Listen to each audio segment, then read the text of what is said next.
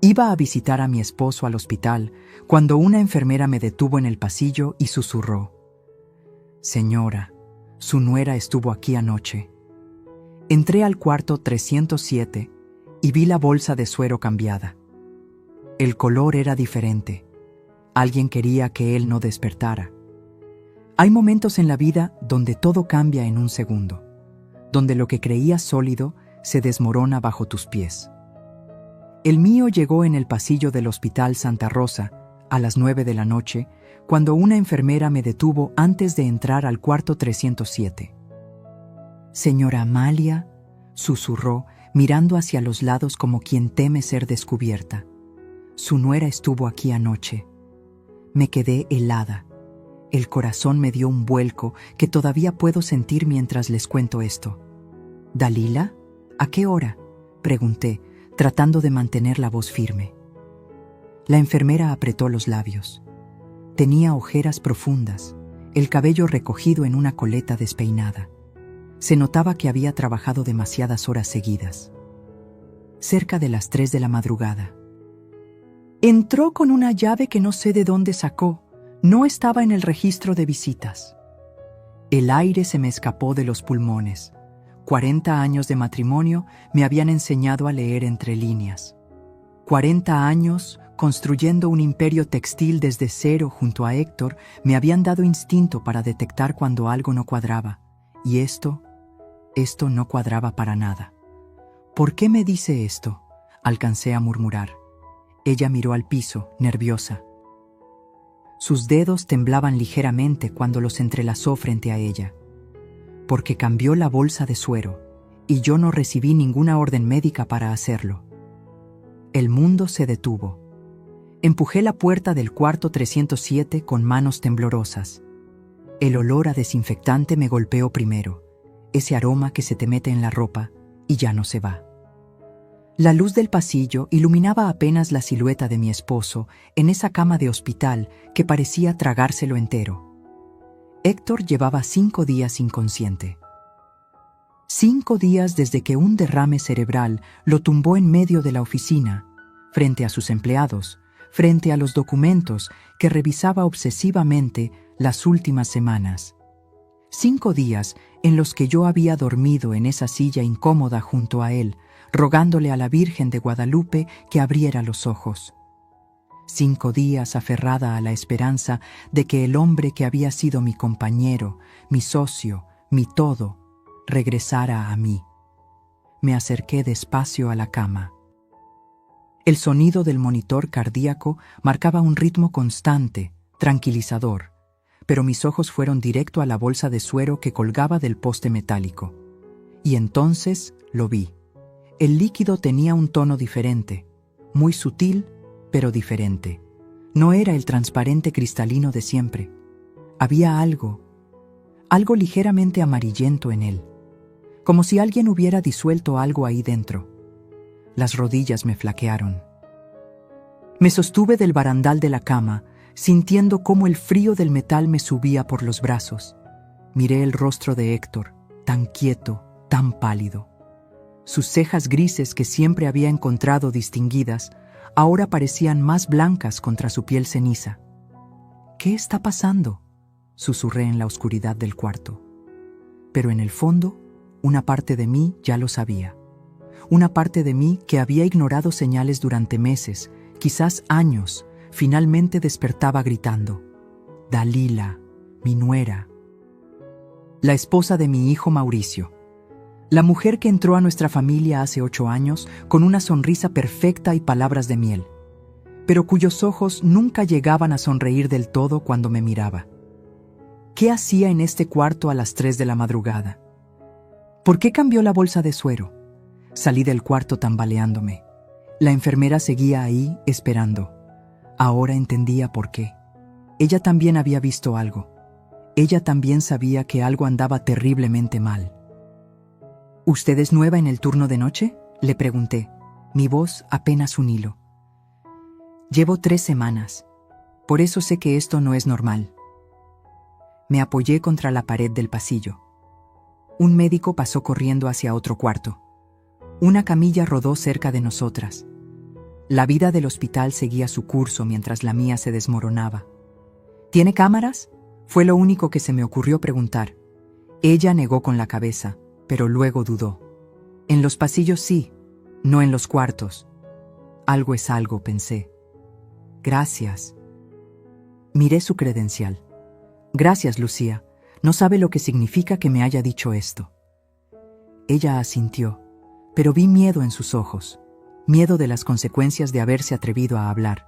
En ese momento no lo supe, pero ese miedo estaba más que justificado. Volví a entrar al cuarto. Esta vez encendí la luz. Necesitaba verlo todo, examinarlo todo. La bolsa de suero, el tubo que conectaba con el brazo de Héctor, la vía intravenosa perfectamente colocada. Todo parecía normal a simple vista. Pero yo sabía que no lo era. Me senté en esa silla que conocía de memoria cada queja de sus resortes rotos. Tomé la mano fría de Héctor entre las mías y la apreté. ¿Qué viste, mi amor?, le susurré. ¿Qué descubriste que te puso así? Porque ahora lo entendía. Héctor no había tenido un derrame por casualidad. No a los 68 años, estando en perfecta forma, cuidándose como lo hacía. Algo lo había llevado a ese punto. Algo o alguien. Y ahora, alguien no quería que despertara. Mi teléfono vibró en el bolso. Era un mensaje de Mauricio. Mamá, ¿sigues en el hospital? Ya deberías descansar. Yo puedo quedarme esta noche. Miré ese mensaje durante largo rato. Mi hijo, mi primogénito, el niño que había cargado en brazos, el joven al que había enviado a la universidad, el hombre al que había puesto a cargo de parte del negocio familiar. ¿Cuánto sabía él? ¿Cuánto estaba involucrado? No respondí el mensaje. En su lugar, marqué un número que tenía guardado desde hacía años y que nunca pensé que usaría. Doctor Salazar, soy Amalia Rentería, esposa de Héctor Maldonado, el paciente del 307. Necesito que mañana a primera hora me haga un favor. Necesito que analice el contenido de la bolsa de suero que está conectada a mi esposo. Y necesito que nadie, absolutamente nadie, sepa que estamos haciendo esto. Hubo un silencio al otro lado de la línea. Señora Amalia, ¿hay algo que deba saber? Pronto lo habrá, doctor. Por ahora, solo necesito que confíe en mí. Colgué antes de que pudiera hacer más preguntas. Esa noche no dormí. Me quedé sentada en esa silla, sosteniendo la mano de Héctor, vigilando esa bolsa de suero como si mi vida dependiera de ello. Porque quizás no era mi vida la que pendía de un hilo, era la suya. Y alguien en mi propia familia quería cortarlo. Si esta historia te está atrapando tanto como a mí me dolió vivirla, suscríbete al canal, porque lo que viene a continuación es solo el principio de una pesadilla que nunca imaginé vivir dentro de mi propia sangre. Pero todavía no sabía lo peor. Todavía no sabía cuánto tiempo llevaba pasando esto frente a mis ojos y cuánto había ignorado por amor a mi hijo. El doctor Salazar llegó a las 6 de la mañana antes del cambio de turno. Traía consigo un maletín negro y una expresión que me dijo que había entendido la urgencia sin necesidad de explicaciones.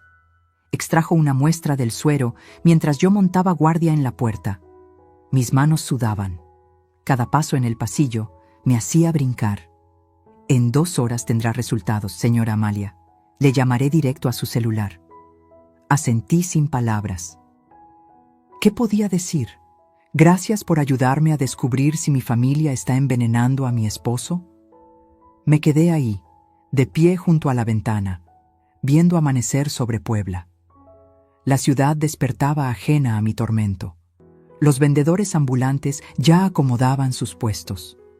El olor a pan recién horneado subía desde la panadería de la esquina. Todo seguía normal allá afuera, pero en mi mundo nada volvería a serlo. Cerré los ojos y me permití recordar. Porque necesitaba entender cómo había llegado hasta aquí. Cómo una familia que construimos con tanto amor se había convertido en esto. Héctor y yo nos conocimos en 1985. Yo tenía apenas 23 años y trabajaba como costurera en una fábrica textil del centro. Él era el hijo del dueño, pero no de esos que se la pasan en fiestas gastando la herencia. No. Héctor llegaba a las 5 de la mañana, antes que todos. Revisaba cada máquina, conocía a cada empleado por su nombre. Nos enamoramos entre rollos de tela y el ruido de las máquinas industriales. Su padre se opuso al principio. Yo no era de su clase, decía. Pero Héctor me defendió, me eligió. Y juntos demostramos que el amor sí puede mover montañas. Cuando su padre murió en 1990, heredamos una fábrica en quiebra y deudas por 800,000 pesos.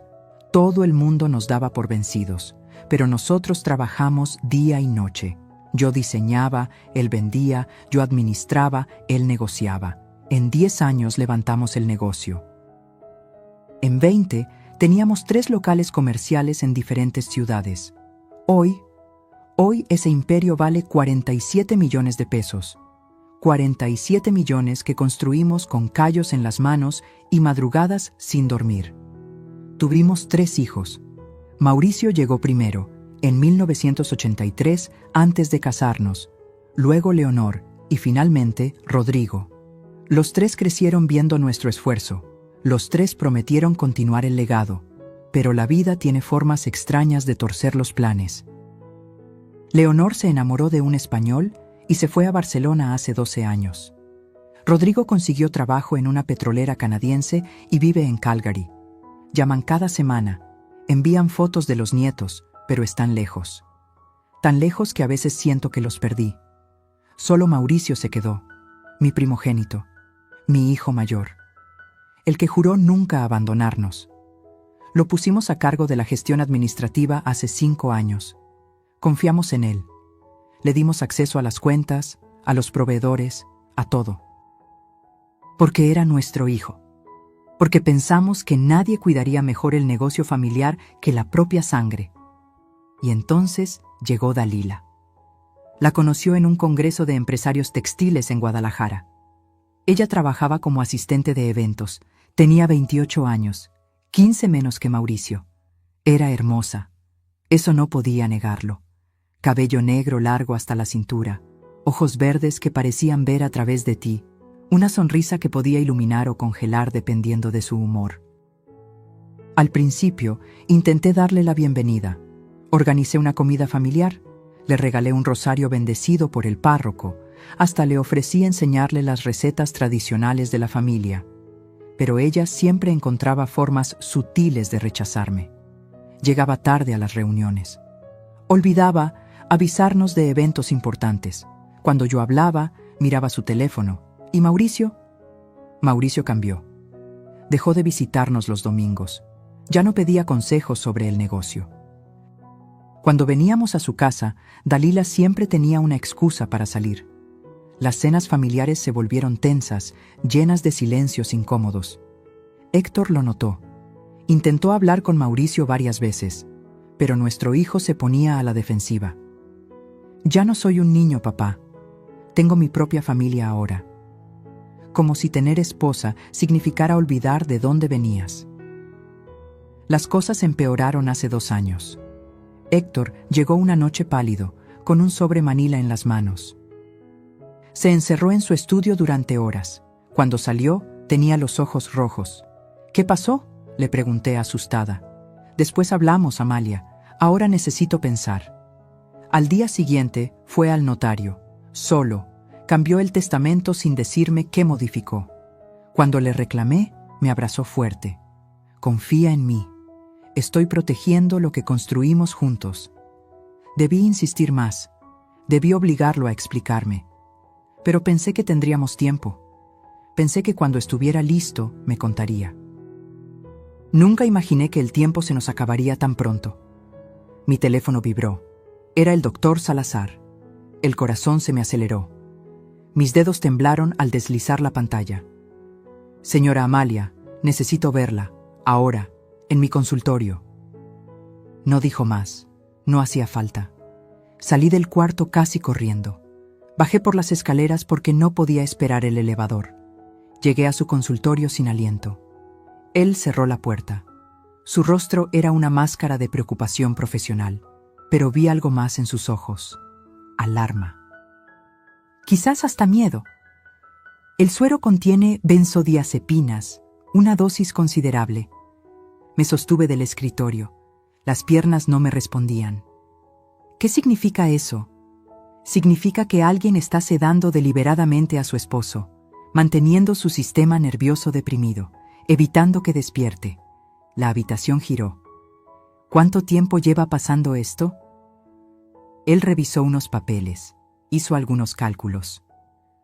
Por los niveles en su sangre, días, quizás desde el principio. Desde el principio. Alguien había estado envenenando a Héctor desde el día 1, y yo, su esposa de 40 años, había estado sentada junto a él sin darme cuenta. Hay algo más, continuó el doctor. Revisé su historial. El derrame de su esposo fue provocado por estrés extremo. Algo lo alteró profundamente días antes. ¿Qué viste, Héctor? ¿Qué descubriste que te puso así? Y más importante, ¿quién no quiere que lo cuentes? Salí de ese consultorio con una verdad que me quemaba por dentro. Mi familia escondía secretos, secretos lo suficientemente oscuros como para matar, y yo estaba a punto de destapar una caja que quizás debí dejar cerrada, pero ya no había vuelta atrás, porque cuando descubres que tu propia sangre es capaz de traicionarte, tienes que decidir hasta dónde estás dispuesta a llegar por la verdad. Volví al cuarto 307 con piernas de gelatina, pero con una determinación de acero que ni yo sabía que tenía. Ese es el problema cuando te empujan al límite. Descubres de qué estás hecha realmente. Y yo estaba hecha de 40 años de luchar junto a un hombre que ahora no podía defenderse solo. Me senté en esa silla gastada y saqué mi celular. Las manos todavía me temblaban, pero ya no de miedo. Era rabia.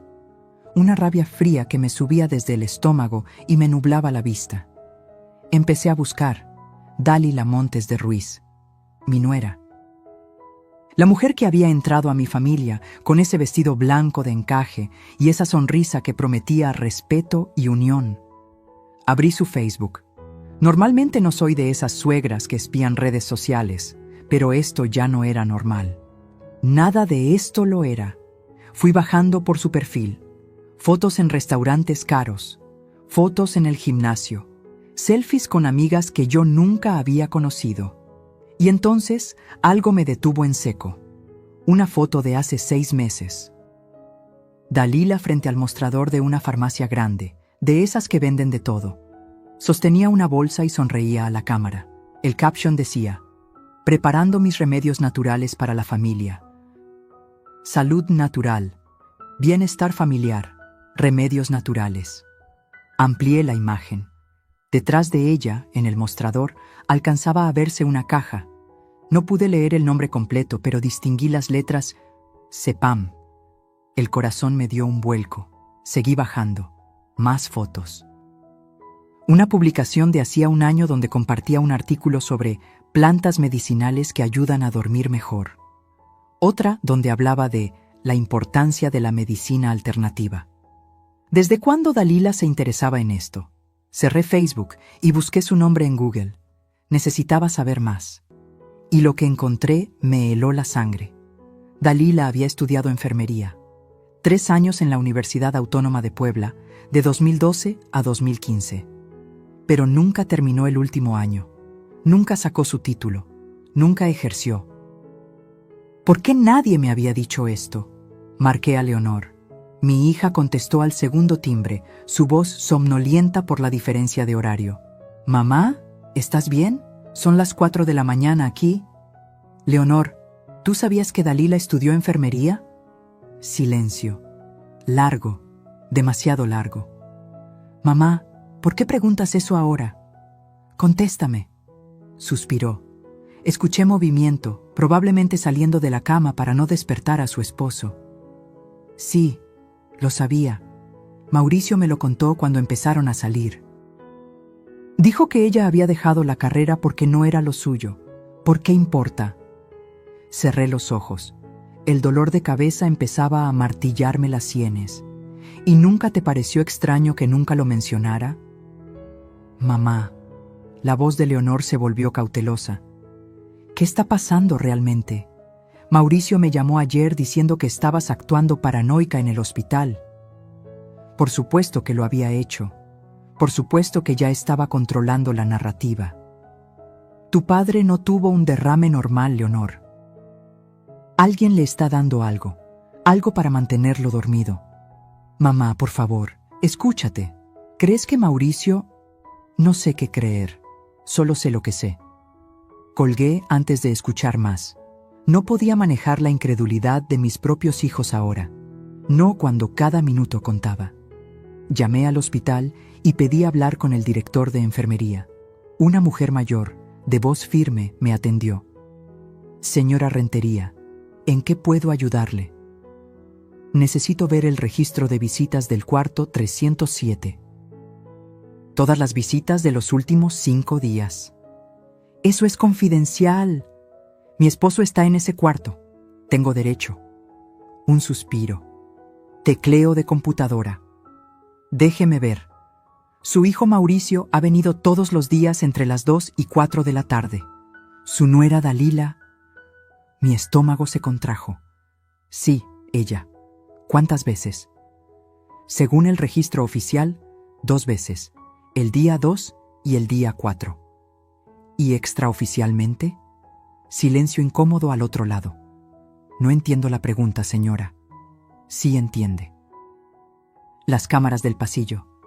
Quiero verlas. Eso requiere una orden judicial o un motivo fundado. Una enfermera la vio entrar anoche sin registro.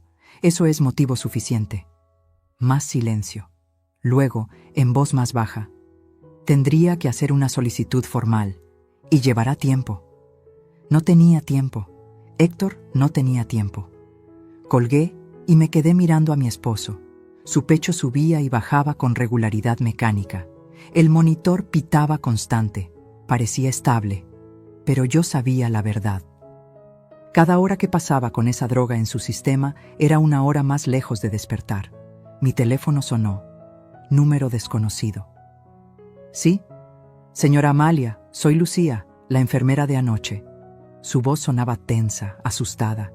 ¿Estás bien? Me llamaron a la oficina esta mañana. Dijeron que cometí errores en mi turno, que reporté cosas sin evidencia. Me suspendieron. El estómago se me hundió. ¿Suspendida? ¿Por qué? Alguien se quejó de mí, alguien con influencia, y creo saber quién fue. Dalila. Tenía que ser Dalila. De alguna forma se enteró que Lucía me había advertido. Lo siento mucho, Lucía. Esto es culpa mía. No, me interrumpió. Esto es culpa de quien está haciendo algo malo. Escuche, antes de que me sacaran, guardé algo. Las grabaciones de las cámaras del pasillo de los últimos 5 días. Las tengo en un USB. Me levanté de golpe de la silla. ¿Dónde estás? Cafetería del hospital, mesa del fondo, tengo gorra roja. Llegué en menos de 3 minutos. Lucía estaba ahí, hundida en la silla, con ojeras más profundas que la noche anterior. Cuando me vio, sacó un USB pequeño de su bolso y lo deslizó sobre la mesa. No sé si sirva de algo, pero ahí está todo. Cada entrada, cada salida, cada visita nocturna que no debería haber pasado. Tomé el USB como si fuera oro. Quizás lo era. Quizás era la única prueba que tenía. ¿Por qué haces esto?, le pregunté. Ya perdiste tu trabajo, podrías simplemente irte. Sus ojos se llenaron de lágrimas. Porque mi mamá murió hace 2 años en un hospital.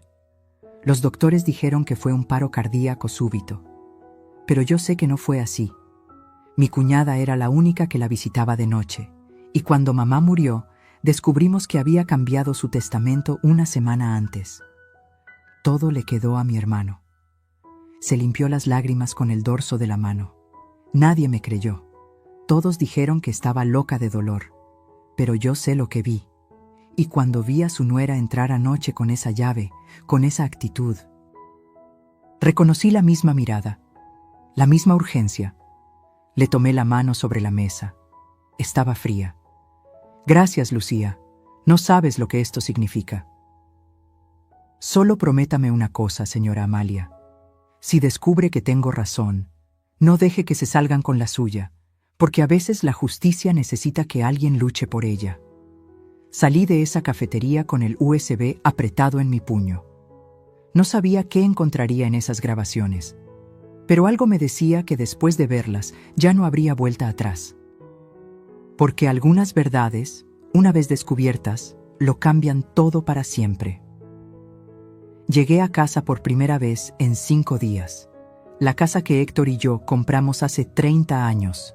La que remodelamos juntos, donde criamos a nuestros hijos, donde celebramos Navidades y cumpleaños.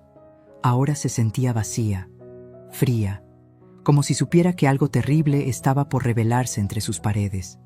Prendí la computadora con manos temblorosas. Inserté el USB. Y cuando empezaron a reproducirse esos videos, entendí que mi vida tal como la conocía había terminado. Porque hay cosas que no puedes dejar de ver una vez que las has visto. Y lo que apareció en esa pantalla iba a destruir a mi familia, o a salvarla. El primer video empezó a reproducirse. Fecha: 16 de octubre, 02:47 AM. El pasillo del tercer piso del hospital, iluminado apenas por las luces de emergencia. Durante 30 segundos no pasó nada. Solo el pasillo vacío, el brillo del piso recién trapeado, el carrito de medicamentos estacionado junto a la pared. Entonces ella apareció. Dalila caminaba rápido, pegada a la pared, mirando hacia ambos lados. Llevaba jeans oscuros y una sudadera con capucha. Nada del maquillaje perfecto que siempre lucía. Nada de la elegancia que presumía en redes sociales.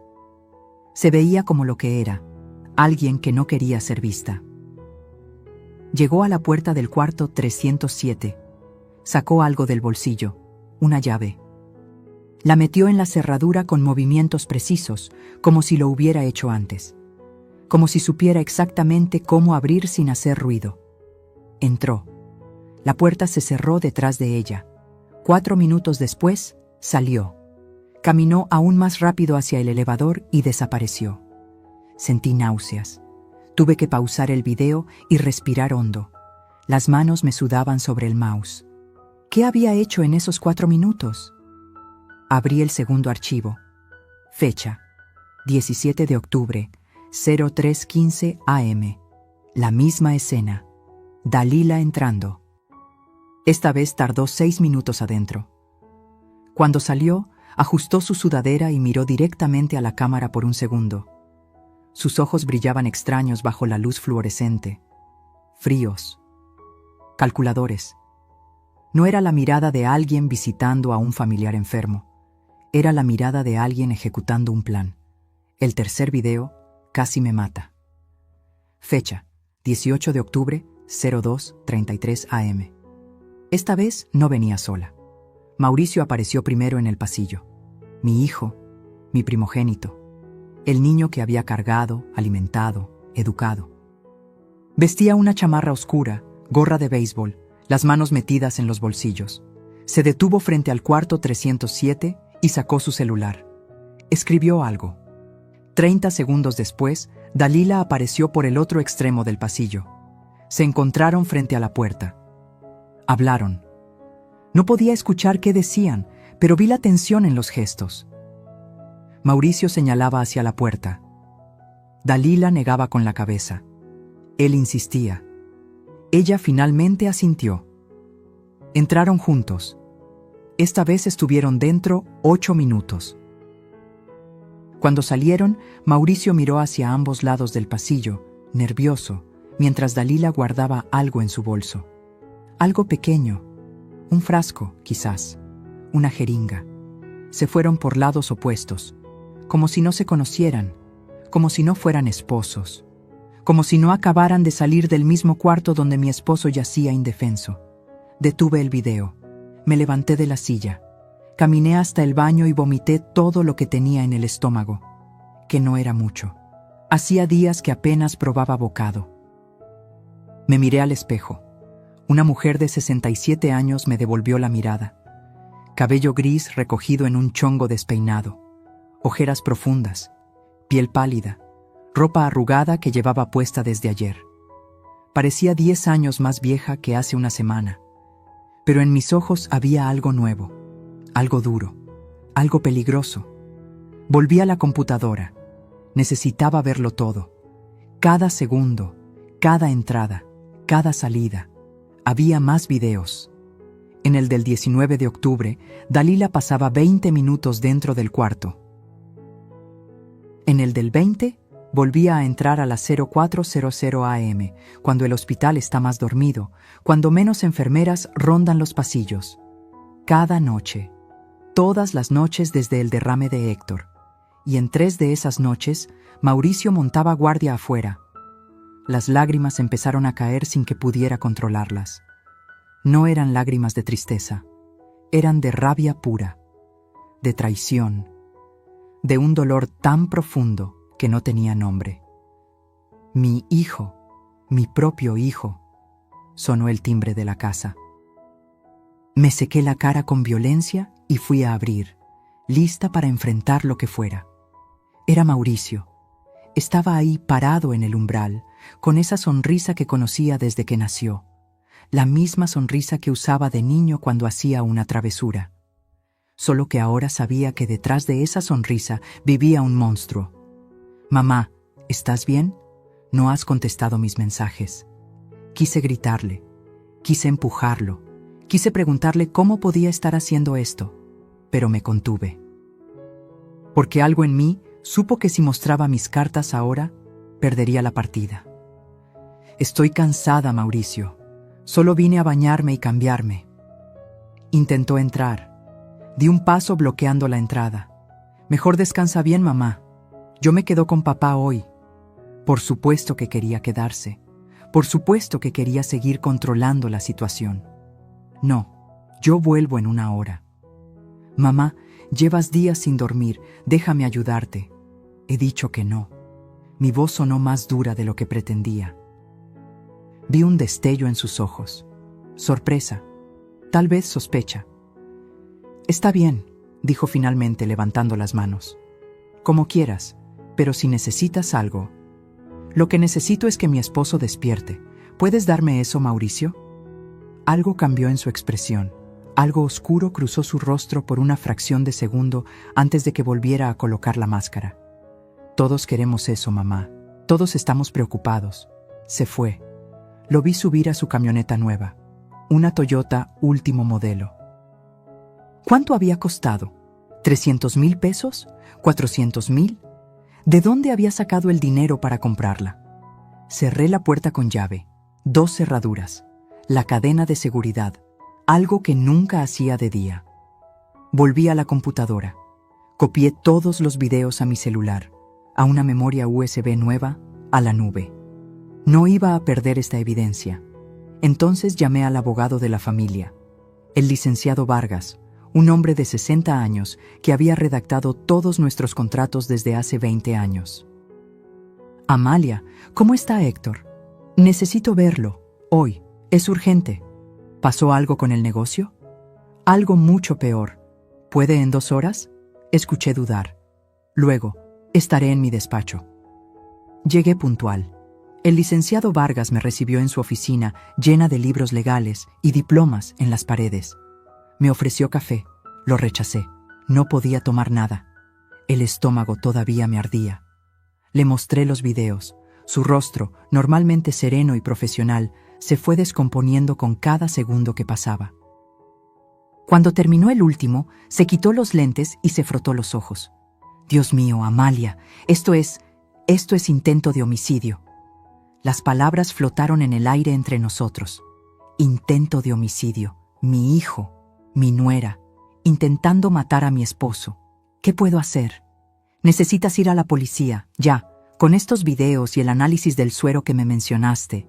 ¿Y si no es suficiente? ¿Y si dicen que los videos no prueban nada porque no se ve qué hace dentro del cuarto? Suspiró. Se reclinó en su silla de cuero. Entonces necesitas más.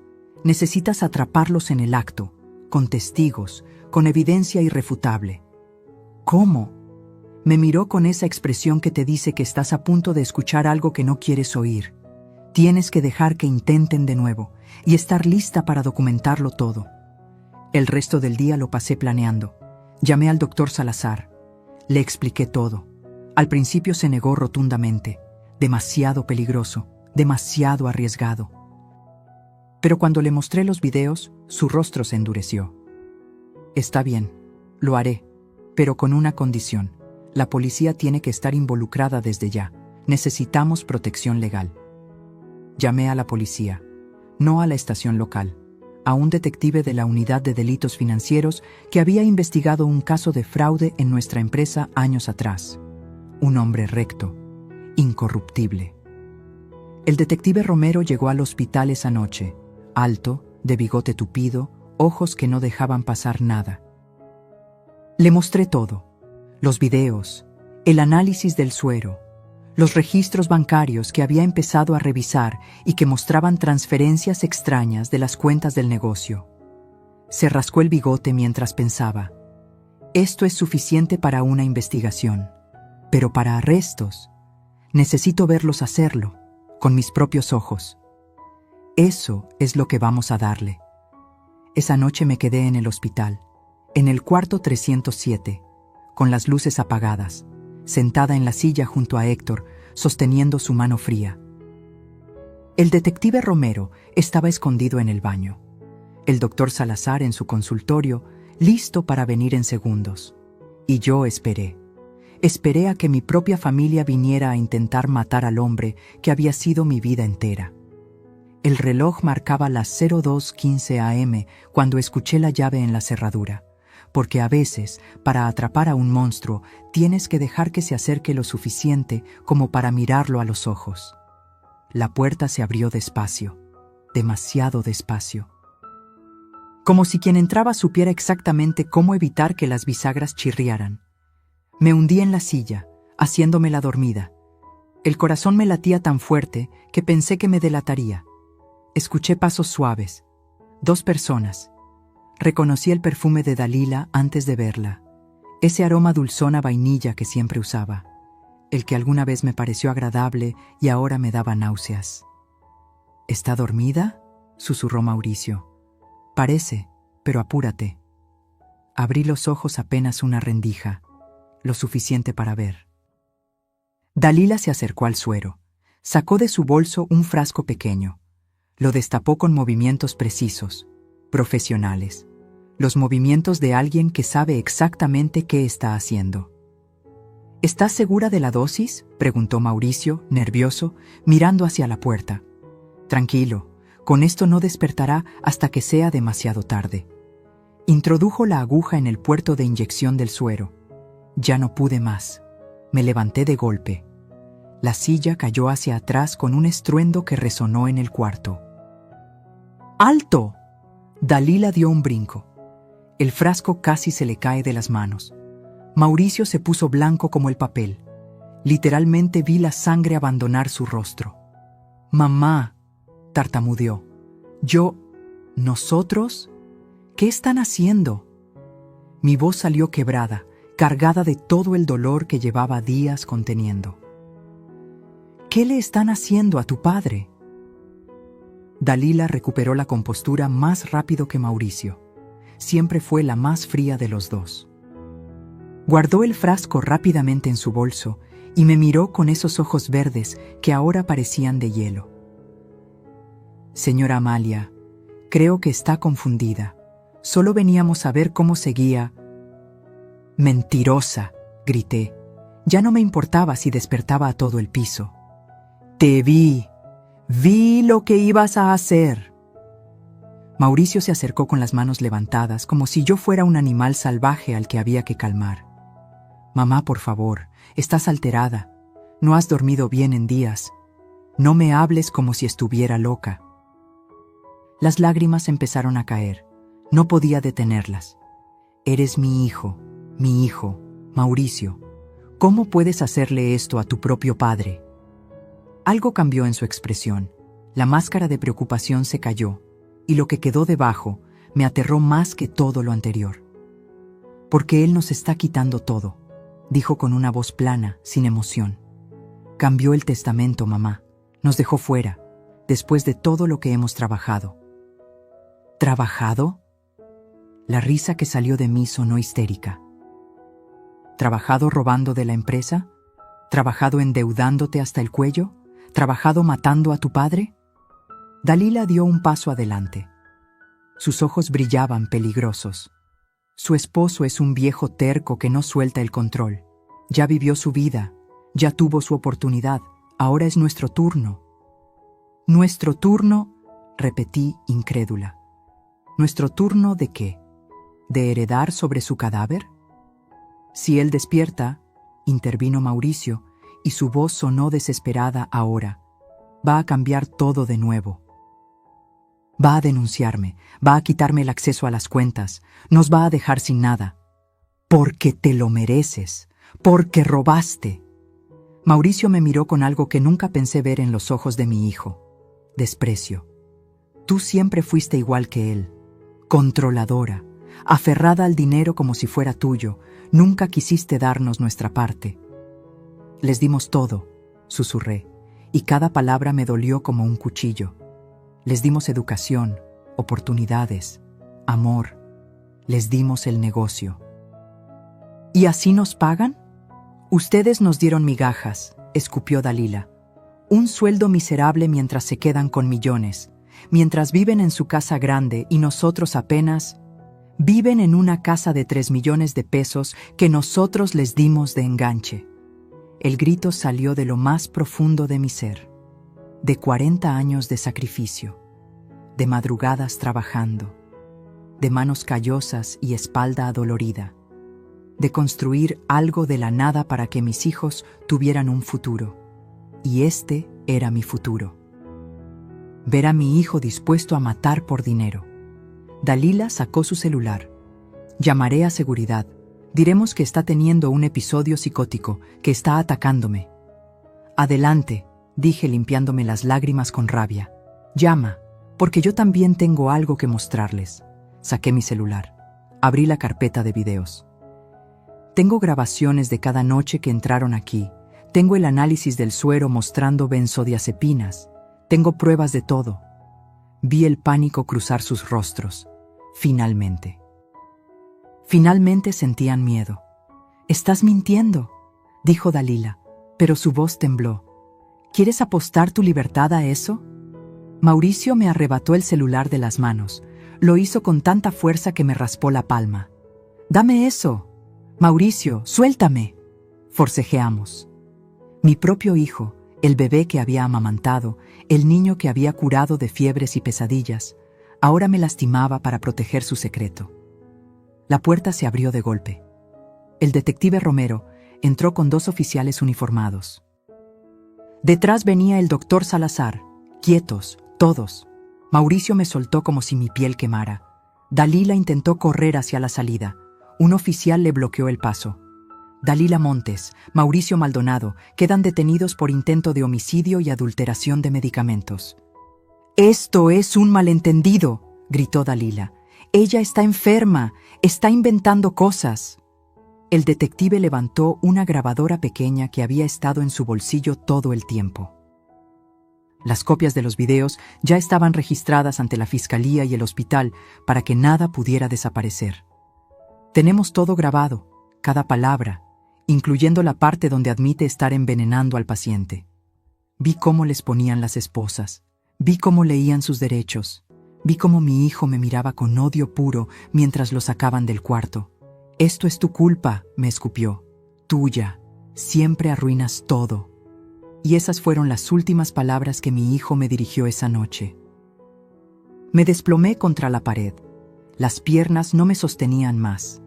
El doctor Salazar me ayudó a sentarme antes de que cayera al piso. «¿Está bien, señora Amalia?» No estaba bien. Nada estaba bien. Acababa de enviar a mi propio hijo a la cárcel. Acababa de descubrir que el niño que había criado era capaz de matar. ¿Cómo se supone que una madre se recupera de eso? Me acerqué a Héctor. Tomé su mano. Todavía estaba fría. Todavía estaba inconsciente. Pero ahora, al menos, estaba a salvo. Ya pasó, mi amor, le susurré, ya estás a salvo. Pero yo no lo estaba. Una parte de mí había muerto esa noche en el cuarto 307. La parte que creía que la familia era sagrada, que la sangre era irrompible. Porque descubrir que tu hijo prefiere verte destruida antes que perder dinero. Eso es un tipo de muerte que ningún entierro puede cerrar. El sol salió sobre Puebla como si nada hubiera pasado. Como si mi mundo no se hubiera desmoronado por completo en las últimas horas. Me quedé en el hospital. No tenía fuerzas para ir a casa.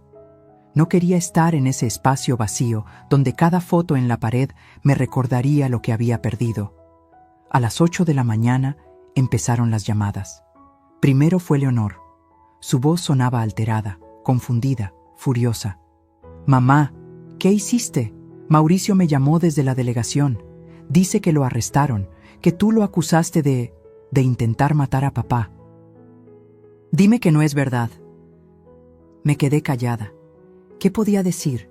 ¿Cómo explicarle a mi hija que su hermano era capaz de eso? «Mamá, háblame. ¿Qué está pasando?» «Es verdad, Leonor. Todo es verdad». «No, no, no, no. Mauricio jamás...»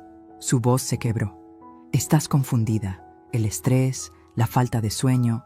Tengo videos, tengo pruebas, tengo sus propias palabras admitiendo lo que hacían». Silencio largo. Respiración entrecortada al otro lado. «No puedo creer que estés haciendo esto. Es tu hijo, mamá». «Tu hijo. ¿Cómo puedes hacerle esto?» Cada palabra era un puñal. «¿Cómo puedo? ¿Cómo puedo?» «Leonor, estaban matando a tu padre. ¿Querías que me quedara callada? Debiste buscar otra solución, hablar con ellos, algo, pero no destruir a la familia así». «Yo no destruí nada. Mauricio lo hizo cuando decidió envenenar a su padre. No quiero hablar contigo ahora. No puedo». Y colgó. Me quedé mirando el teléfono. Mi hija, mi única hija, acababa de colgarme. 15 minutos después llamó Rodrigo. Mi hijo menor, siempre el más tranquilo, el mediador, el que intentaba mantener la paz.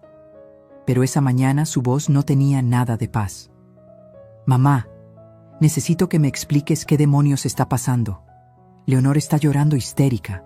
Mauricio está detenido. ¿Perdiste la cabeza?»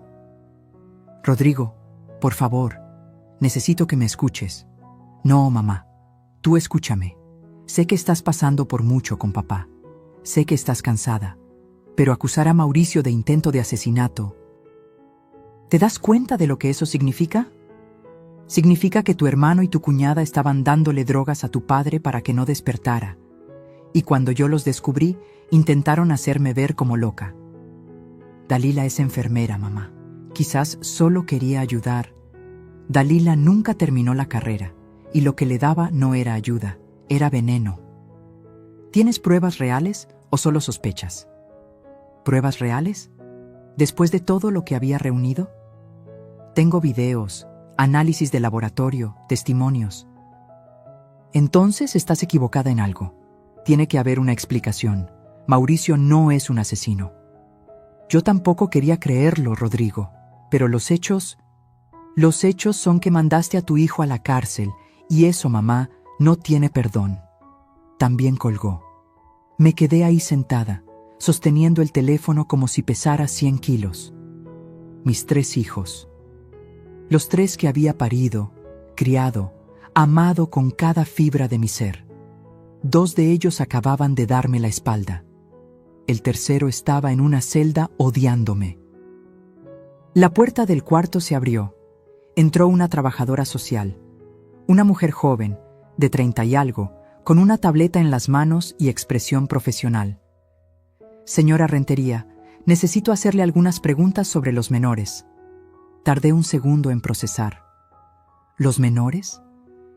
Los hijos de Mauricio y Dalila Maldonado, Mateo de 7 años y Sofía de 5. Con ambos padres detenidos, necesitamos saber quién se hará cargo. Mis nietos. Dios mío, mis nietos. Yo me haré cargo. La trabajadora revisó algo en su tableta. Hay una solicitud de la familia Montes. Los padres de la señora Dalila están pidiendo la custodia temporal.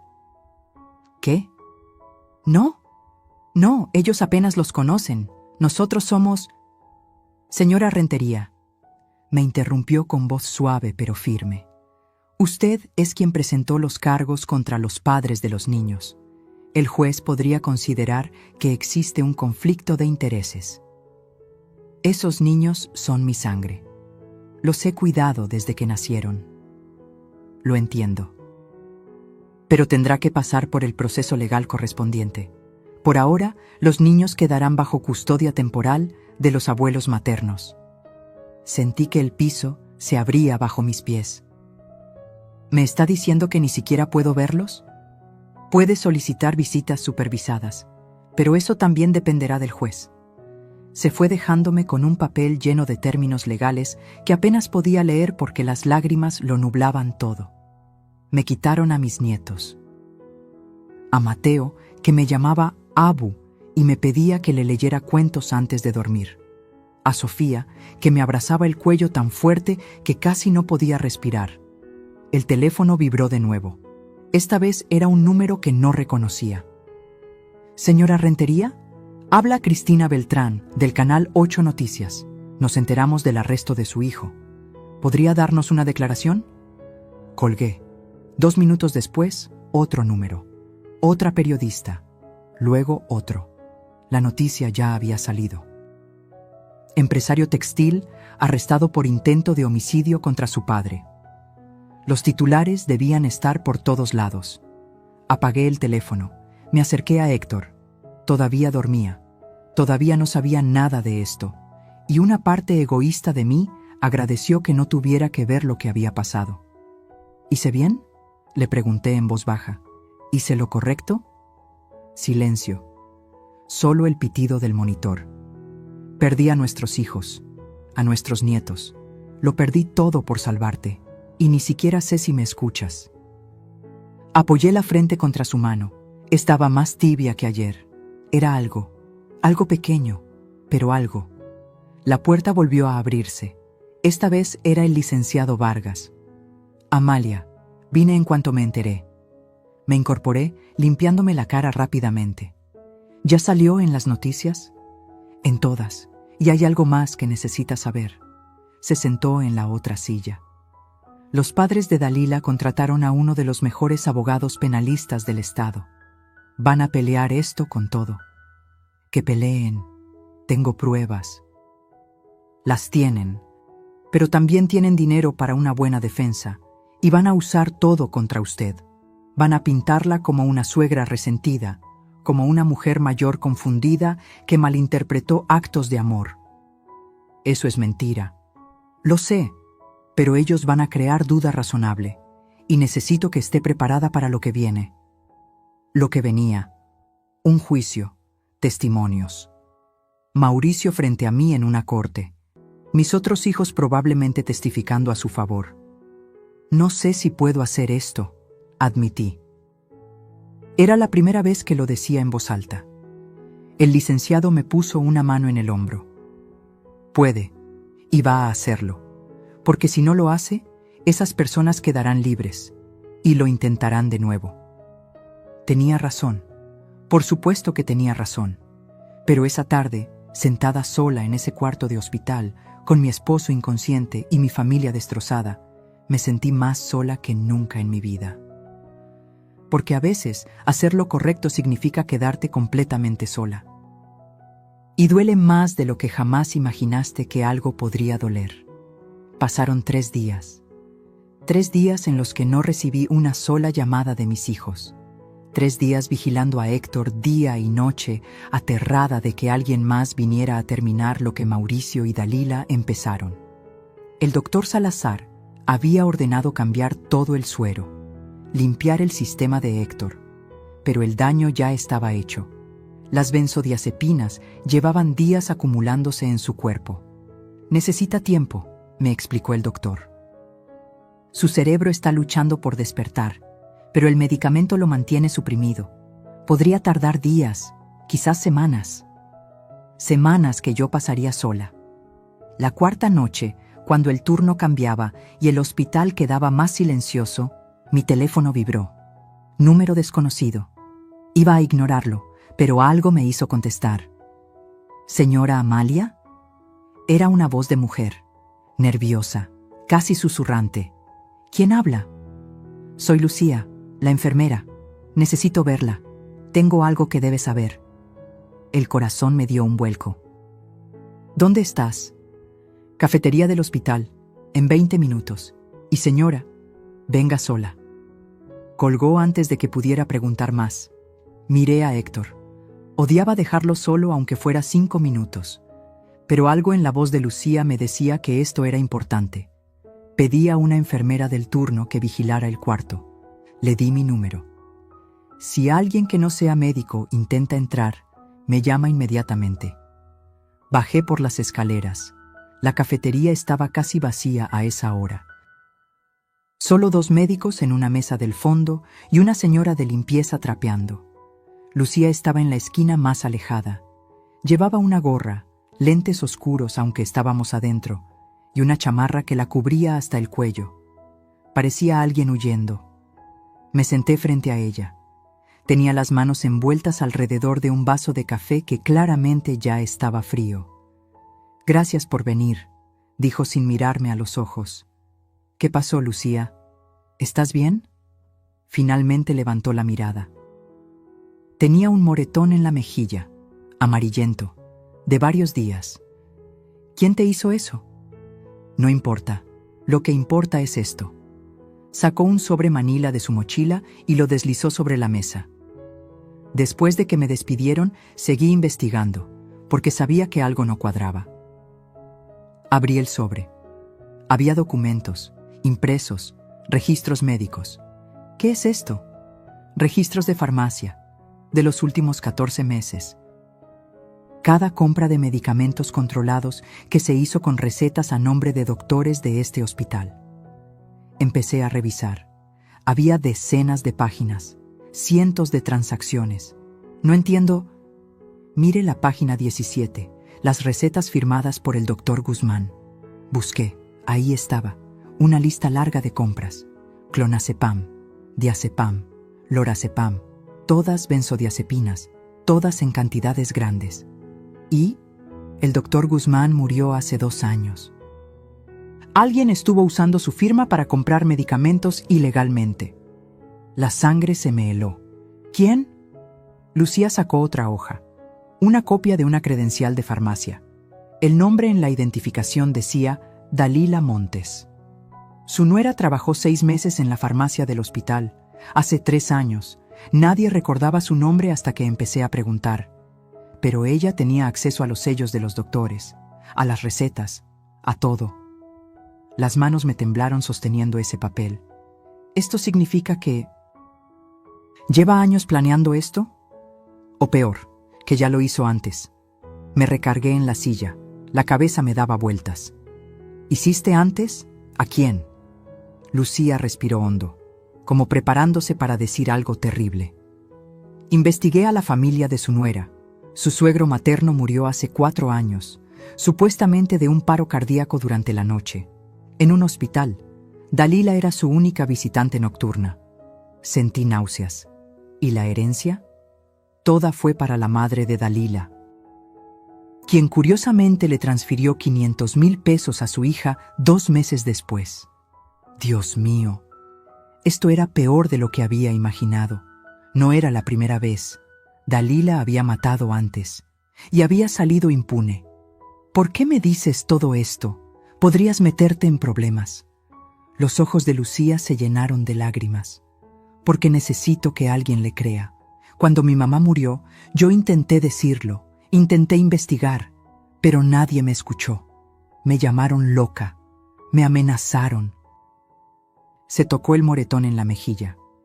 Mi hermano hizo esto. Me dijo que si seguía hablando, sería peor. Le tomé la mano sobre la mesa.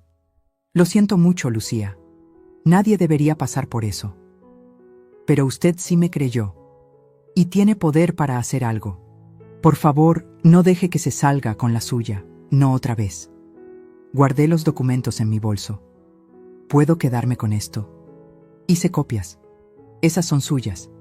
También incluí los contactos de 2 empleados de la farmacia que recuerdan a Dalila. Están dispuestos a testificar si los protegen. El detective Romero los contactará. Te lo prometo. Lucía se levantó para irse. Yo también me levanté y la abracé. Ella se aferró a mí como si fuera un salvavidas. Gracias, susurré. Eres más valiente de lo que crees. No soy valiente. Tengo miedo todo el tiempo. Pero el miedo no puede ganarnos siempre. A veces hay que hacer lo correcto aunque nos cueste todo. Se fue por la puerta trasera. La vi desaparecer en la noche y recé porque estuviera a salvo. Meses después, supe que Lucía fue recontratada en otro hospital. Cuando me llamó para contarlo, me dijo entre risas, a veces decir la verdad sí tiene recompensa. Volví al cuarto 307 con el sobre apretado contra mi pecho. Estas pruebas cambiaban todo. Ya no era solo el intento con Héctor. Era un patrón. Era premeditación. Era suficiente para asegurar que Dalila nunca volviera a hacer daño a nadie. Llamé al detective Romero. Contestó al segundo tono. Señora Rentería, son las 11 de la noche. Necesito verlo mañana a primera hora. Tengo evidencia nueva. Dalila ya hizo esto antes, y puedo probarlo. Silencio. Luego. Estaré en su hospital a las 7 en punto. Esa noche dormí un poco mejor. Por primera vez en días sentí que no estaba completamente sola, que había personas buenas dispuestas a ayudar aunque eso les costara. Personas como Lucía, que perdió todo por decir la verdad. Y yo no iba a desperdiciar su sacrificio. Porque la justicia no siempre viene de donde esperas. A veces viene de los lugares más rotos, de las personas más heridas, que entienden mejor que nadie lo que significa luchar. El detective Romero llegó puntual. Lo recibí en la sala de espera del hospital con 2 cafés y el sobre manila que Lucía me había dado. Revisó cada documento en silencio. Su expresión se oscurecía con cada página. Cuando terminó, se quitó los lentes y se frotó los ojos. Esto es oro puro, señora Amalia. Con esto podemos demostrar que su nuera tiene un patrón, que lo de su esposo no fue un arranque emocional, sino algo calculado. ¿Es suficiente para que no salgan bajo fianza? Es suficiente para pedir que se niegue la fianza por riesgo de fuga y peligrosidad. Pero necesito más. ¿Más? ¿Qué más quiere? Se inclinó hacia adelante. Necesito saber el móvil completo. ¿Por qué ahora? ¿Por qué su esposo específicamente? Tiene que haber una razón financiera. Tenía razón. Todo esto era por dinero. Siempre lo había sido. Voy a contratar un detective privado, alguien que revise las finanzas de Mauricio y Dalila. Ya tengo uno en mente, el mejor de Puebla, discreto y rápido. 2 días después, el detective privado, un hombre delgado llamado Sandoval, me citó en su oficina, un lugar pequeño en el centro, con paredes llenas de archiveros y una computadora que parecía de museo. Señora Rentería, encontré varias cosas interesantes. Abrió una carpeta gruesa. Empecemos por su nuera. Puso frente a mí impresos de estados de cuenta. Dalila Montes tiene deudas por 320,000 pesos, casas de apuestas online principalmente, 3 tarjetas de crédito al límite y 2 préstamos personales que no ha pagado en 4 meses. 320,000 pesos. Sentí el aire salir de mis pulmones. ¿Mauricio lo sabe? Eso es lo interesante. Los movimientos sugieren que sí. Mire estas transferencias. Señaló una línea. Su hijo ha estado enviándole dinero cada 2 semanas, montos variables, entre 20 y 50,000 pesos. ¿De dónde saca Mauricio ese dinero? Sandoval sacó más papeles. Su expresión era grave. De la empresa familiar. He rastreado las cuentas. Su hijo tiene acceso a una cuenta corporativa que maneja gastos operativos. En los últimos 14 meses ha desviado 2,100,000 pesos. El mundo se detuvo. ¿2 millones? 2,100,000 exactos. Lo hacía en cantidades pequeñas. 10,000 aquí, 20,000 allá. Creaba facturas falsas de proveedores, servicios que nunca se prestaron, lo suficientemente bajo como para no levantar alarmas en auditorías rutinarias. Las lágrimas empezaron a caer. No podía detenerlas. Mi hijo, el hijo al que habíamos puesto a cargo de la administración, el que prometió cuidar el legado familiar, nos había estado robando durante más de un año. ¿Héctor lo sabía? Sandoval asintió lentamente. Su esposo contrató sus propios auditores hace 2 meses. Encontraron las irregularidades. Tengo las comunicaciones. Sacó más papeles. Su esposo iba a presentar una denuncia formal. El día antes del derrame tenía cita con su abogado para firmar los documentos. Todo encajaba. Héctor descubrió el robo. Iba a denunciar a Mauricio. Y el estrés de esa decisión, denunciar a su propio hijo, le provocó el derrame cerebral. ¿Por qué no me lo dijo? Según las notas de su abogado, su esposo quería protegerla. Pensaba resolver esto legalmente, recuperar el dinero y solo entonces contarle. Típico de Héctor, siempre intentando cargar solo con los problemas difíciles. Hay algo más, continuó Sandoval. Encontré el testamento modificado de su esposo, el cambio que hizo hace 2 años. Me tensé. ¿Qué dice? Desheredó completamente a Mauricio. Todo queda dividido entre usted, Leonor y Rodrigo. Mauricio recibe únicamente un fideicomiso de 200,000 pesos para sus hijos, nada más. 200,000, de una fortuna de 47 millones. Mauricio lo supo, murmuré. De alguna forma lo descubrió. Probablemente, y ahí está su móvil. Si su esposo moría, podían impugnar el testamento alegando que fue hecho bajo coacción o en estado mental alterado. Con usted devastada por la pérdida, vulnerable, quizás lograrían un acuerdo. Pero si Héctor despertaba, confirmaría que el testamento era válido y además presentaría los cargos por fraude. Mauricio perdería todo y enfrentaría prisión. Por eso necesitaban que no despertara. Por eso Dalila entraba cada noche con sus jeringas. Por eso el veneno constante. Salí de esa oficina con una certeza fría en el pecho. Ya no quedaba duda, ya no había espacio para la negación. Mi hijo había intentado asesinar a su padre por dinero, y yo tenía todas las pruebas. El detective Romero presentó todo ante el juez: los documentos de Lucía, los registros bancarios, las auditorías, el testamento. La solicitud de fianza de Mauricio y Dalila fue negada. Permanecerían detenidos hasta el juicio. Pero había otra batalla que pelear. El licenciado Vargas me citó en su oficina. Amalia, necesitamos hablar de la empresa. Con Mauricio fuera y Héctor incapacitado, alguien tiene que tomar control. ¿Yo? Usted es copropietaria, tiene todo el derecho. Pero necesitamos actuar rápido. Los proveedores están nerviosos, los empleados asustados. Si no mostramos estabilidad, el negocio podría colapsar. Esa tarde entré a la oficina principal por primera vez en años. Héctor siempre había manejado esto. Yo me encargaba del diseño, de la creatividad.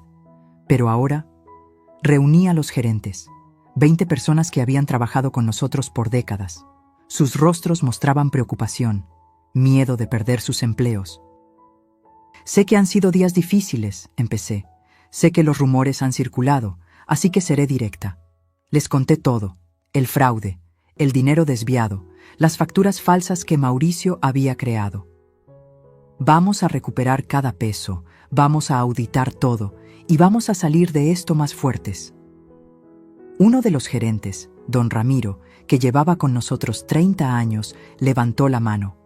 Señora Amalia, todos aquí estamos con usted.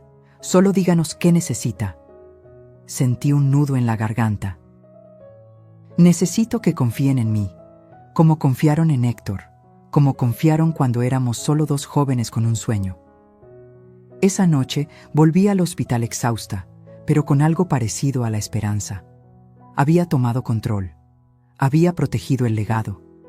Me senté junto a Héctor. Tomé su mano.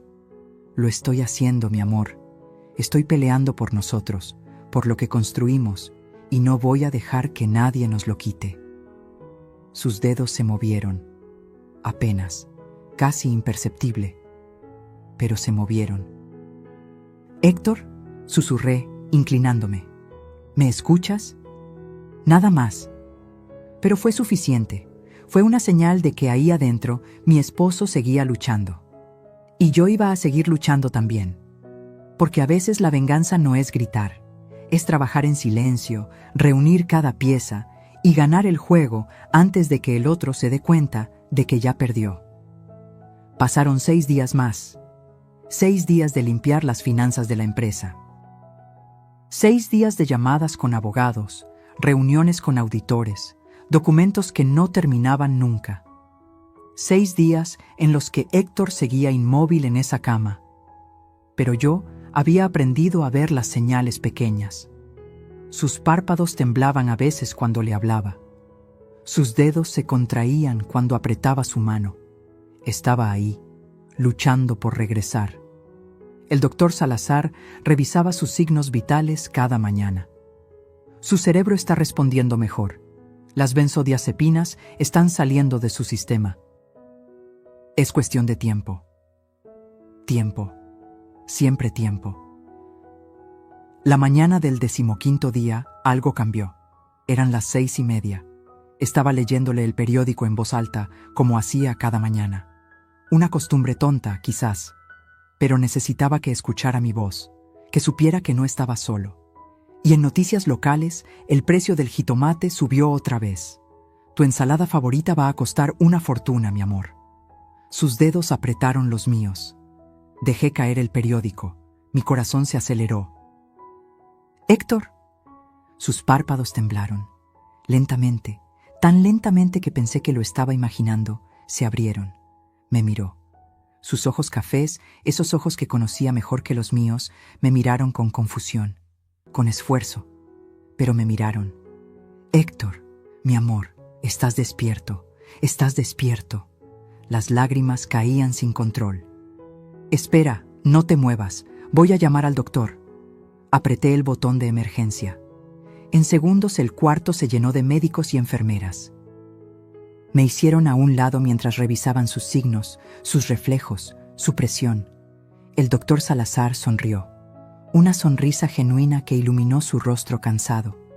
«Señor Maldonado, ¿puede escucharme? Apriete mi mano».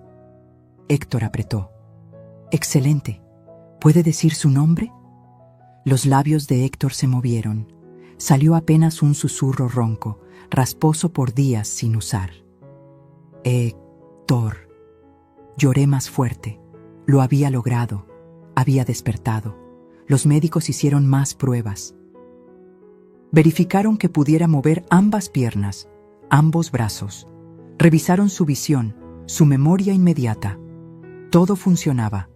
Tendría que hacer terapia, recuperar fuerza, pero su cerebro estaba bien. Cuando finalmente nos dejaron solos, me senté en el borde de la cama y tomé su mano con las 2 mías. Pensé que te había perdido. Héctor me miró. Sus ojos se llenaron de lágrimas. «Lía». Cada palabra le costaba esfuerzo. «Mauricio». Se dio cuenta. Incluso después de días inconsciente, lo sabía. «Shh, no hables todavía, descansa». Pero él negó con la cabeza. Apretó mi mano con más fuerza. «Tengo que decir». Respiró hondo. «El dinero, lo descubrí. 2 millones. Lo sé, mi amor, lo sé todo». Sus ojos se abrieron más. Sorpresa, miedo. «¿Cómo?» «Porque intentaron matarte, Héctor, y yo no iba a quedarme con los brazos cruzados». Le conté todo. Los videos, el suero envenenado, la detención, las pruebas que había reunido. Cada palabra parecía golpearlo como un puñetazo. Cuando terminé, lágrimas corrían por sus mejillas. «Mi hijo», susurró quebrado, «nuestro hijo. Ya no es el niño que criamos. No sé en qué se convirtió, pero no podía dejar que te hiciera daño». Héctor cerró los ojos. El dolor en su rostro era insoportable. No era dolor físico, Era el dolor de un padre que acaba de descubrir que su hijo quiso matarlo. Hice mal, dijo finalmente. Debí contarte. No, protegerte. Ya no importa. Lo importante es que estás vivo. Y vamos a salir de esto. 2 horas después, el detective Romero entró al cuarto acompañado de una notaria pública. Necesitaban la declaración oficial de Héctor. Mi esposo, todavía débil, todavía batallando para hablar, contó todo con voz quebrada. Explicó cómo descubrió las irregularidades en las cuentas hace 2 meses, cómo contrató auditores externos sin que nadie lo supiera, cómo confirmó que Mauricio había desviado 2.100.000 pesos. Iba a denunciarlo, dijo. Ese día, el día del derrame. ¿Por qué ese día específicamente?, preguntó el detective. Porque encontré esto. Con manos temblorosas sacó su celular de la mesa lateral. Buscó entre sus correos y mostró uno. Mauricio pidió acceso a la cuenta principal, la grande, 50 millones. El aire se salió del cuarto. ¿50 millones? Repetí. Dijo que necesitaba hacer inversión urgente, pero yo ya sabía. Sabía que se lo iba a robar todo. Esa fue la gota que derramó el vaso. No solo los 2 millones. Mauricio quería todo. Quería vaciarnos completamente. Le dije que no, continuó Héctor. Le dije que sabía lo que había hecho, que iba a denunciarlo. ¿Qué dijo él? El rostro de Héctor se descompuso. Me llamó viejo egoísta. Dijo que lo tenía controlado toda su vida, que era hora de que soltara el poder. Respiró tembloroso. Y luego me sentí mal. El pecho me apretó y ya no recuerdo más. El estrés del enfrentamiento con su hijo le provocó el derrame. Y luego, mientras yacía inconsciente, vulnerable, ese mismo hijo intentó asegurarse de que nunca despertara. La notaria certificó cada palabra. El detective grabó todo. Era evidencia irrefutable. Necesito que analicen el suero, agregó Héctor de repente. Sé que Dalila estudió enfermería. Nunca confié en ella. Ya lo hicimos, le dije suavemente. Estaba lleno de benzodiazepinas. Te mantenían sedado. Héctor cerró los ojos. Una lágrima rodó hasta la almohada. Mi hijo quiso matarme. No había respuesta para eso. No había palabras que hicieran ese dolor más pequeño. El detective se levantó para irse. Con esta declaración, el caso está cerrado. Irán a juicio. Y con toda la evidencia que tenemos, les darán condena máxima. Cuando todos se fueron, me acosté en la cama al lado de Héctor. Algo que nunca había hecho, pero necesitaba sentirlo cerca, vivo, real. Perdimos a Mauricio, susurró él. Lo perdimos hace tiempo, solo que no nos dimos cuenta. Los nietos. Vamos a pelear por ellos, cuando estés más fuerte, cuando todo esto termine. Vamos a traerlos de vuelta. Héctor me abrazó con la poca fuerza que tenía.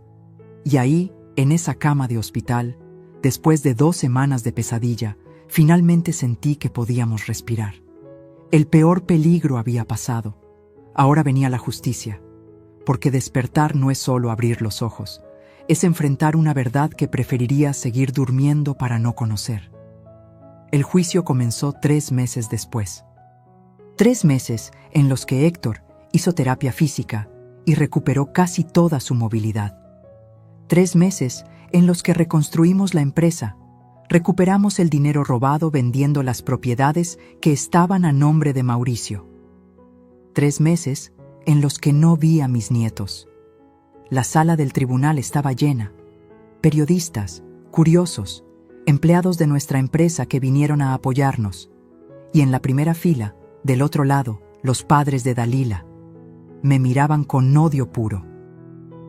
Mauricio entró primero, esposado, vestido con el uniforme naranja de la cárcel. Había perdido peso, Tenía ojeras.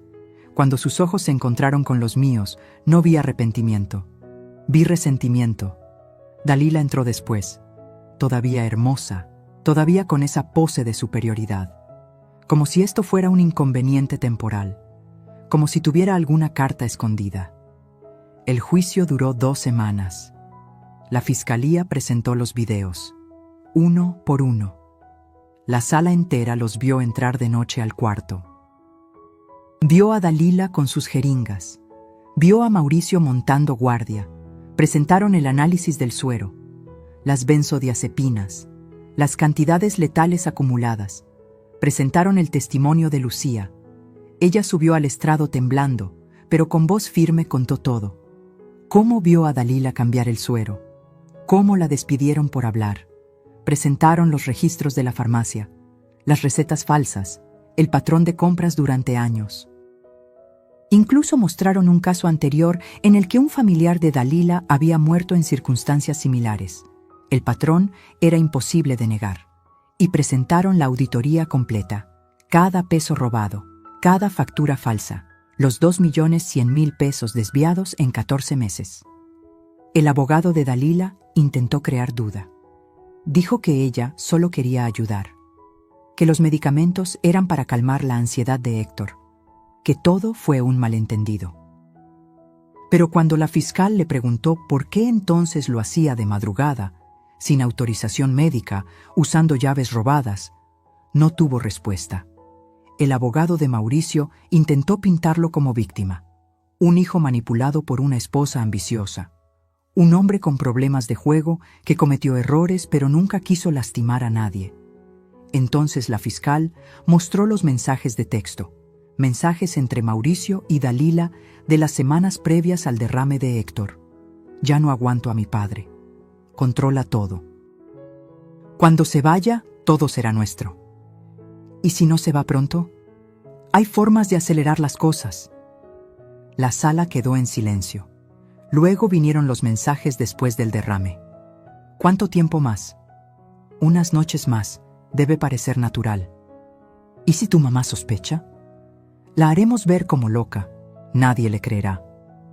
Vi a Mauricio hundirse en su silla.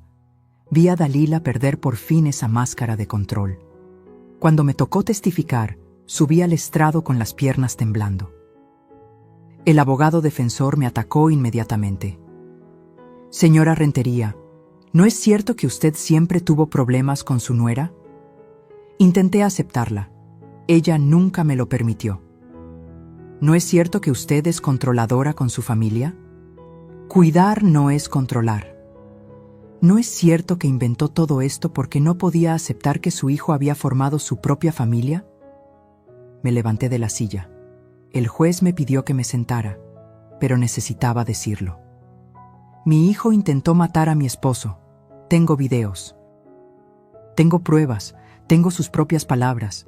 Y si usted cree que una madre inventa algo así por celos, entonces no entiende nada del amor de una madre.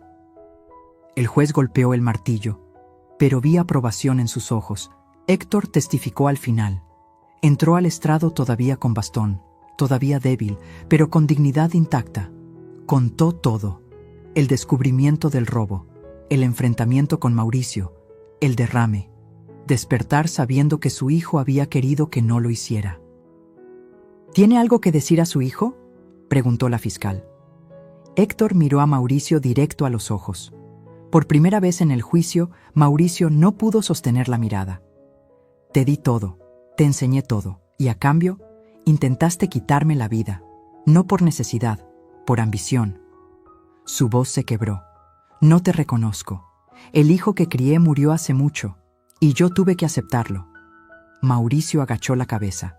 El jurado deliberó 4 horas. Cuando regresaron, la sala estaba en silencio absoluto. En el caso del Estado contra Dalila Montes, la encontramos culpable de intento de homicidio en primer grado, falsificación de documentos y ejercicio ilegal de la medicina. Dalila gritó. Sus padres lloraron. Los oficiales tuvieron que sujetarla mientras maldecía al jurado, al juez, a todos. En el caso del Estado contra Mauricio Maldonado, Lo encontramos culpable de complicidad en intento de homicidio, fraude corporativo y lavado de dinero. Mauricio no dijo nada, solo cerró los ojos. La sentencia llegó una semana después. Dalila, 12 años de prisión sin posibilidad de reducción de condena. Mauricio, 8 años de prisión, más restitución completa de los 2.100.000 pesos. El tribunal ordenó la devolución inmediata del dinero a la empresa. Cada peso fue recuperado en menos de 6 meses. Salimos del juzgado tomados de la mano, Héctor y yo. Como cuando éramos jóvenes y el mundo entero estaba en nuestra contra, pero nos teníamos el uno al otro. El licenciado Vargas nos acompañó hasta la salida. Había llevado el caso de principio a fin, como un soldado de la ley que no acepta medias verdades. Los periodistas nos rodearon. Flashes, preguntas gritadas, micrófonos en la cara. ¿Cómo se siente, señora Rentería? No me sentía victoriosa, me sentía vacía. Había ganado el caso, pero perdido a mi hijo. Me siento agradecida de que haya justicia, y triste por lo que pudo haber sido y nunca será. En 3 semanas después, ganamos la custodia de Mateo y Sofía. Los padres de Dalila pelearon. Dijeron que éramos demasiado viejos, que los niños necesitaban juventud. Pero el juez vio las cuentas bancarias, vio que los Montes vivían de préstamos, vio que habíamos sido los principales cuidadores de esos niños desde su nacimiento. Custodia otorgada a los abuelos paternos. La tarde que los trajimos a casa, Mateo preguntó: «Abu, ¿cuándo regresan papá y mamá?» Héctor se arrodilló frente a él. Le tomó las manos. «Van a estar fuera mucho tiempo, campeón. Hicieron cosas malas, pero nosotros vamos a cuidarte. Y nunca, nunca te vamos a abandonar». Sofía me abrazó la pierna.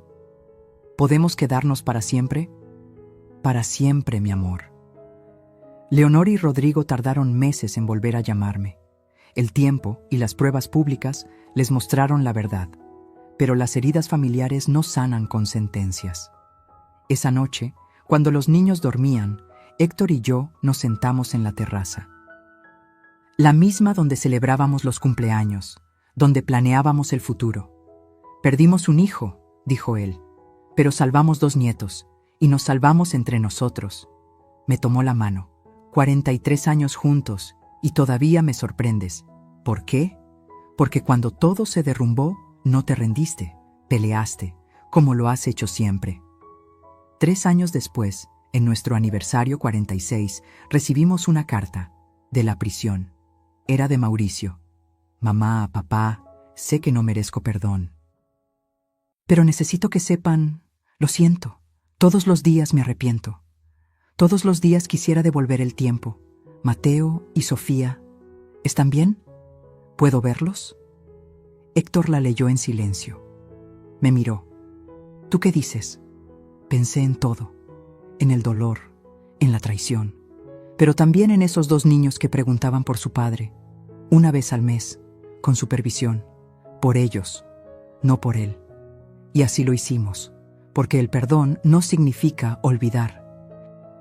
Significa elegir no dejar que el veneno del pasado envenene el futuro. Aprendí que la familia verdadera no es solo sangre, es lealtad. Es estar ahí cuando todo se derrumba. Es Lucía arriesgando su trabajo. Es el licenciado Vargas peleando sin descanso. Es Héctor despertando y eligiendo vivir. Y aprendí que a veces salvar una vida significa romper una familia para poder reconstruirla honestamente. Si esta historia tocó algo en tu corazón, déjame saber en los comentarios de dónde nos estás viendo. Dale like si crees que hice lo correcto. Y suscríbete, porque aquí seguiremos compartiendo historias de mujeres que se negaron a quedarse calladas. Porque la verdadera fortaleza no está en nunca caer. Está en levantarte cada vez, aunque todo y todos te digan que te quedes en el suelo. Aprendí que algunas heridas no cierran, solo dejan de sangrar con el tiempo.